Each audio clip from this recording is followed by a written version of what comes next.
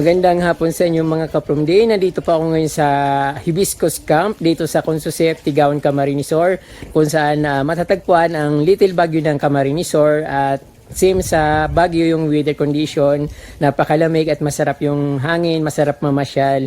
So i-discover natin kapromday kung anong mga makikita dito sa Consusep or sa Hibiscus Camp dito sa Consusep, Tigaon, Camarines Sur. Sigurado mag-enjoy kayo at talagang pag pumunta kayo ng Bicol or Camarines Sur, hanapin niyo itong lugar na ito. At magtatanong kayo kung saan matatagpuan yung Hibiscus Camp dito sa Tigaon. Talaga naman kapromday ma-enjoy nyo yung buong maghapon na mag-iikot kayo dito sa buong farm at iba't ibang halaman makikita nyo. Pwede kayo mag-swimming from 6 a.m. to 6 p.m. Yun ang bukas nila. Mas maganda sana kung mayroon silang overnight accommodation kasi napakaganda ng lugar at syempre yung lamig ba, mapifeel mo kung halimbawa summer, mapifeel mo yung lamig na pumapasok sa iyong katawan. So, ayun kapromday, let's go! Ikutin natin yung Hibiscus Camp dito sa Consusep, Tigaon, Camarines Sur.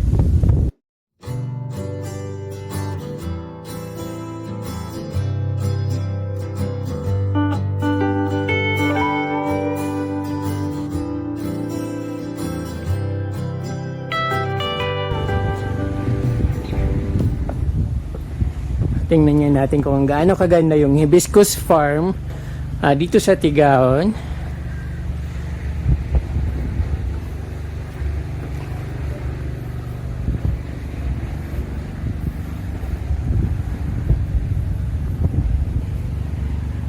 Sarap ang lamig.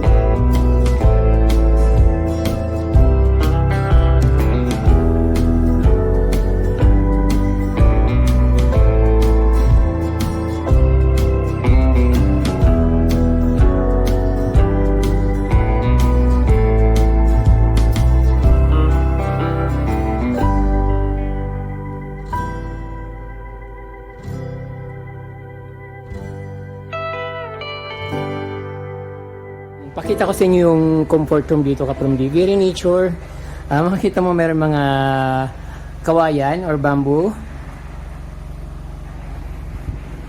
Yun, kalatiya. Tapos bowl. Ayun, mayroon malaking taro. Saka may mga bigonya sa loob ng comfort room. Maganda kasi yun. Parang magandang idea ito sa halimbawa sa mga resort katulad nito or sa bahay mo pag nasa bundok ka. So maganda ito kasi malinis tingnan at syempre nakaka-relax kahit diyan ka na magtimbay sa loob ng CR. So ayan, very very nice.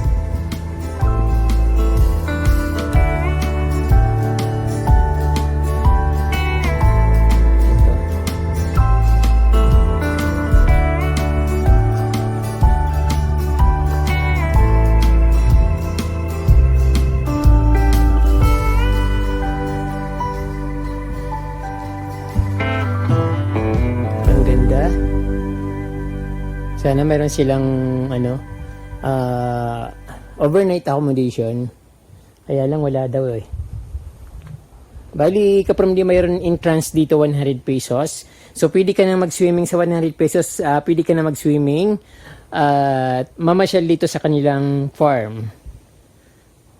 Maghapon na yung 100 pesos. Ang ano lang dito, kaprom di walang pagkain. So, pag pupunta kayo dito, dapat meron kayong dalang pagkain para kung gutumin man kayo, at least meron kayong kutkutin. So, ayun, napakaganda. O, nakikita nyo naman na very, very nature. Katulad nito, sana ginawa na nito pang ano, for accommodation, pang ano, pang whole day or overnight para mas maganda sana. So mayroon silang ano dito, ang mga halaman, mga philodendron, syngonium, ayan, ring of fire na parang something, hindi ko masyado kabisado, but itong mga kapramdia, philodendron.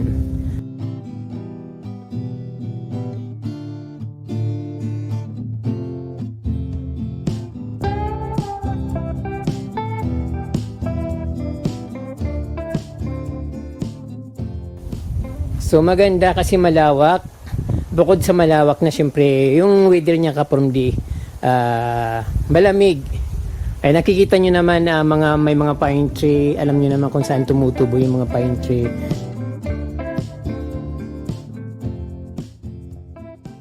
Ferns, Boston ferns. Ayun, puntahan natin yung taas kasi hindi pa ako nakakarating dito. So kanina pa ako excited at syempre nagugutom na ako. Walang pagkain kasi. So malaking silong. Ayun.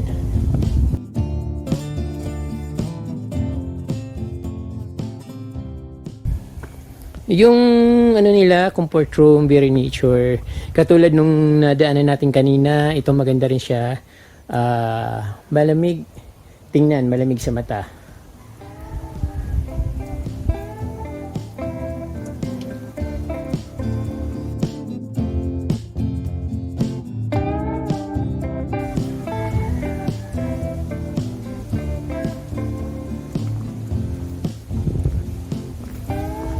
So, hindi ko pa ito narating, but dumaan ako dito kanina, umikot na ako at titingnan ko sa taas kung ano yung mga makikita doon. Kasi nakita ko doon sa bandang gilid, mayroon magagandang nakikita. Kaya yun, ito naman, dito naman ako sa taas.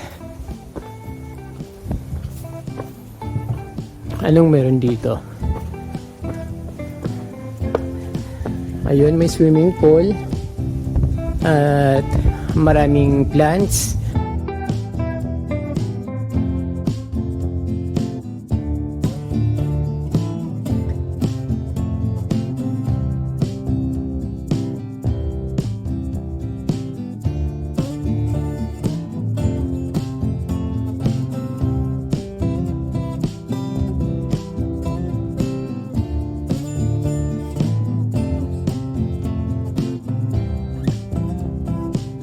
Lakas maka-nature nung ano dito, no, kapaligiran. Puro halaman.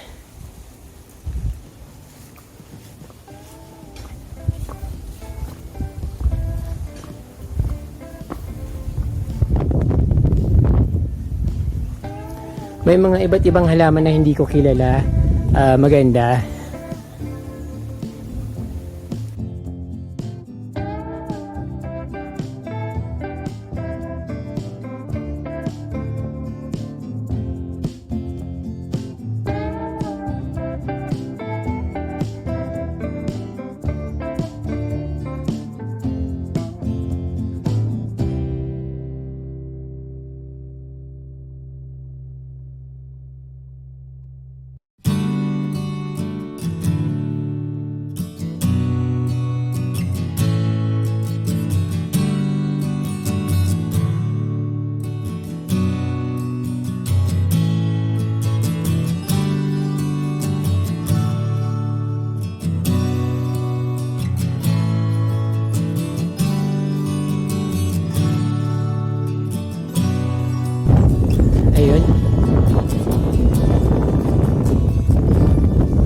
So kanya-kanyang level. So pag maliligo ka siguro mas maganda dito. O kahit saan, pareho lang naman eh. Mas maganda yung natatamaan ka ng araw sa pag-swimming dito. Kasi malamig dito ka from di. hindi katulad sa ibang lugar na yung sa Laguna na hot spring. Dito naman kapromdi, wala yatang hot spring dito. Basta malamig. So, masarap tambay dito sa swimming pool nila dito kasi mababaw lang. Kumbaga nakalubog lang yung katawan mo at pwede kang umupo. Ganda naman.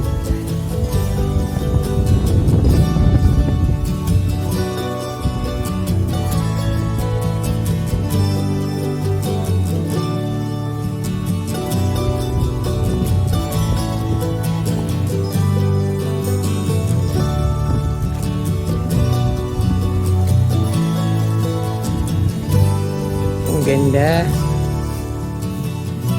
Ang weather dito kapundi, malamig na makulimlim, but kahit siguro matarik yung araw, malamig pa rin. Parang pakiramdam ko palaging uulan pag nandito ako. So kaya minsan gusto kong pumunta dito, kaya lang pag andyan ako sa malapit na dito, bumabalik ako kasi nga yung madilim yung panahon dito.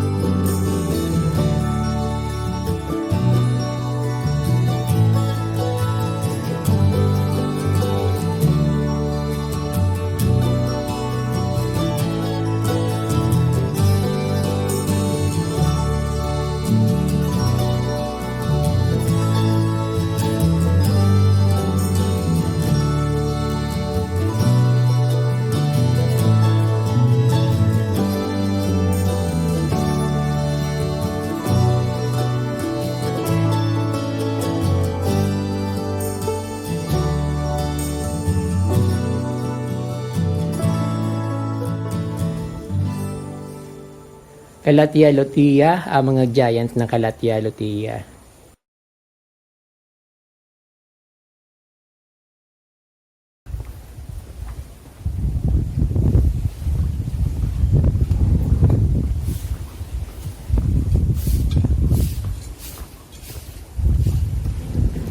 Naku, umaambon na. So puntahan naman natin dito sila kuya na nag-gardening. Ayan, naglilinis sila at siyempre napakaganda pa rin kahit hindi na masyadong linis pero maganda pa rin yung malinis. So ayan, infinity pool dito sa taas ng bundok.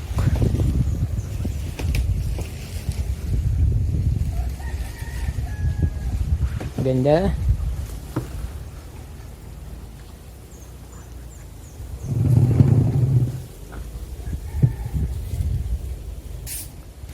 So anyway mga kapromdi, ito yung Mount Isarog. Sa taas nito hindi ko pa nakikita yung pinakasummit dito pero sure naman na malayo pa yung summit nito, wala pa sa kalahati yata yung pinakamataas dito. Pero ito malamig ang hangin. What more kung nandun tayo sa pinaka-summit ng Mount Isarog. Nasa lang ito siguro mga nasa talampakan pa lang ng Mount Isarog. Pero ayan, ramdam na ramdam yung lamig at yung klima bilang isang bundok.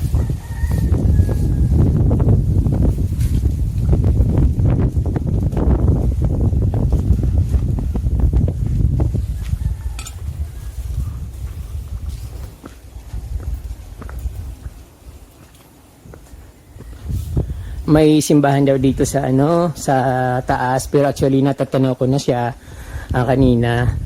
Hindi ko lang tumuloy. So pumunta doon kanina sa sa kalsada kaya lang sabi ko parang wala nang tao. Pero alam ko mayroon pa doon sa taas yung pinunta namin na parang farm. So meron dito, natural water.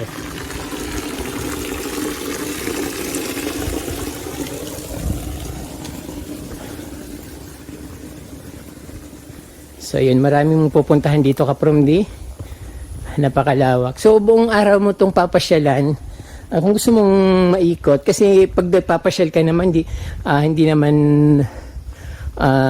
tapos-tapusin ka agad. So may mga flowers dito kapromdi. Ayun.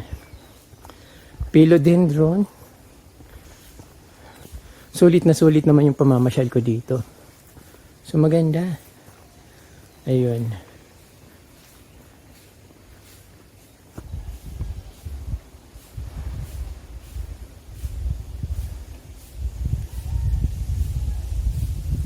Ang laki ng, hindi ko alam kung dap-dap, ito yung dap-dap na tree, yung namumulaklak ng pula. So, ayun, pupunta tayo ng chapel, at syempre malapit na. So, ito muna papakita ko sa inyo mga plants, mga halaman dito. Ang mga flowering plants. So, ayun na pala.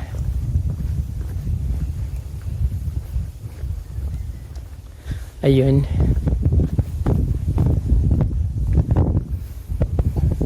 Ganda ng mga bottle brush nila. Ito yung pang anti-mosquito. So maganda ito kapromdi sa bahay.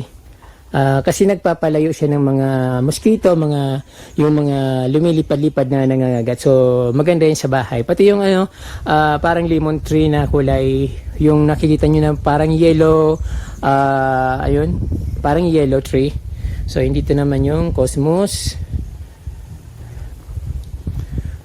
Pasok tayo sa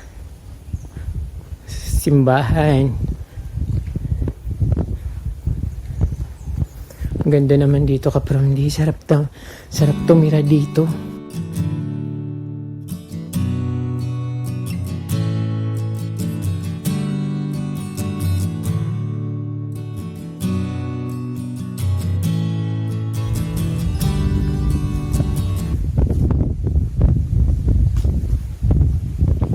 Maganda pala, sulit na sulit yung pamamasyal ko dito. Kasi napakadaming makikitang maganda.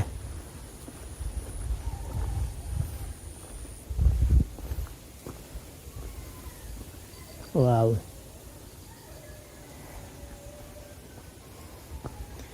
Nakalak siya. Pero okay na, makarating ako dito. Maganda yung location niya. So, ayun. Mag-wish na lang ako. So, ayun yung harapan ng church or chapel na nandito sa Hibiscos. Maganda. Ang Catholic Church siya, mga kapromdi. Alam naman natin kapag may cross, Catholic or Christian. Basta something ganun. So, dito naman sa baba, ayun, makikita natin na napakaraming plants. Mga flowering plants. Ayan. May mga gumamela, kaso malayo siya. Ayun, ang ganda ng gumamela na yun, no? Ang lalaki ng mga bulaklak. Kaso, ayan, maano kasi kapromdi, ano siya, madamo.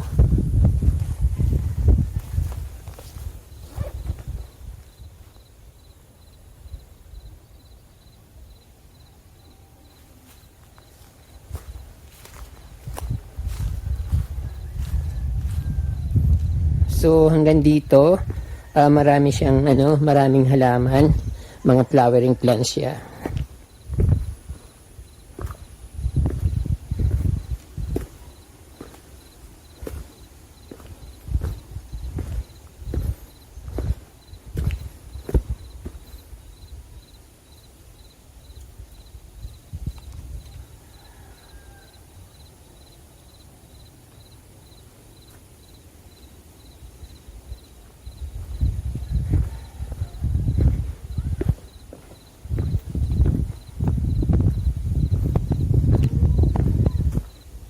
Ang daming philodendron.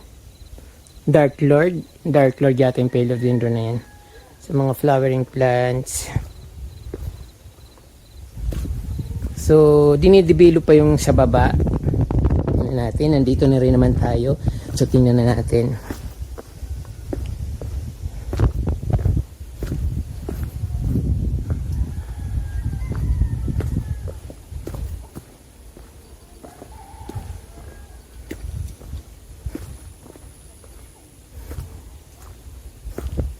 So, ayun, under dibilo pa dito. Pero siguro, maganda yung binabalak nila dito. Kasi maganda na, oh. Parang, konti na lang. Yun na nga, okay na siya, eh. Maganda na. Ang kulang na lang yung accommodation. So, ayun.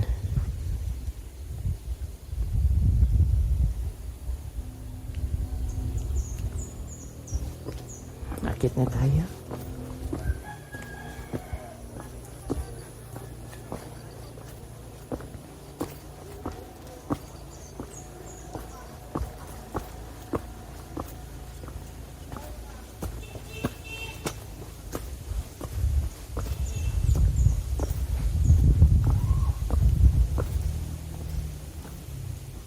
So dito sa baba,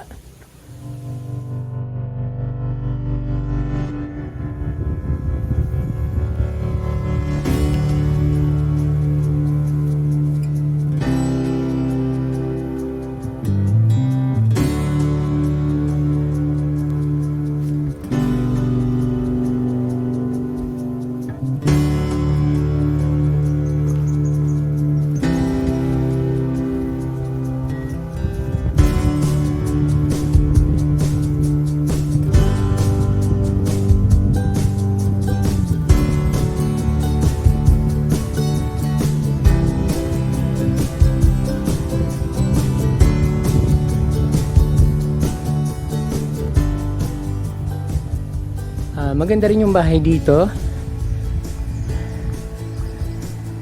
Yung bulaklak ng kahoy napakadami.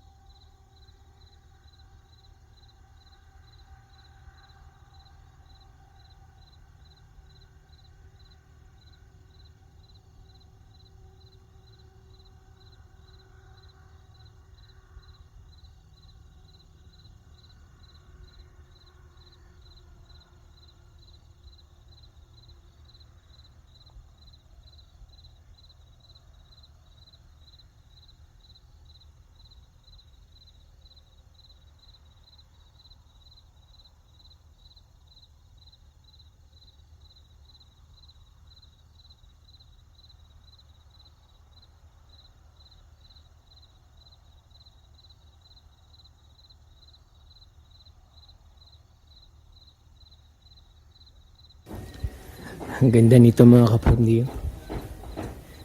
Tapos meron din silang pink, yellow pink neon. Ganda ng kulay.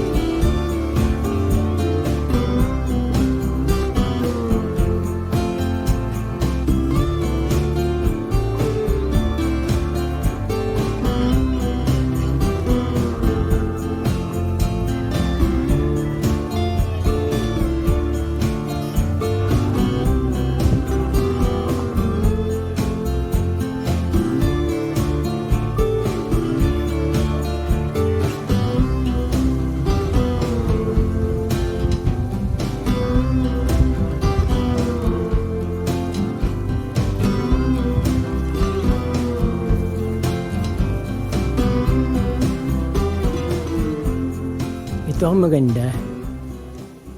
Ibang klaseng vine ito. Kulay pink, yung parang ano dahon lang pero bulaklak yata siya. Maganda 'yo.